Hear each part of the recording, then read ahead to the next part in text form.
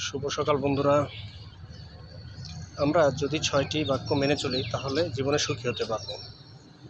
প্রথমত, আমরা অল্পতে তুষ্ট থাকলে সুখী হতে পারব।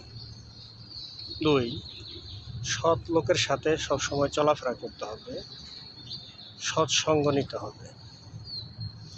তৃতীয়ত, অন্যের দোষ ত্রুটি না খুঁজে নিজের দোষ ত্রুটি খুঁজতে হবে। চতুর্থ,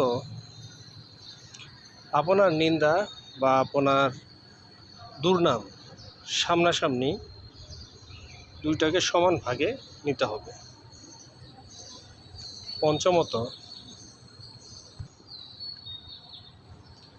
ভালো হতে চেষ্টা করুন। সবসময় মনে রাখবেন, সৃষ্টিকর্তা আপনার পাশেই আছে। এই কথাগুলো আপনারা যদি মেনে চলেন তাহলে জীবনে সুখী হতে পারবেন।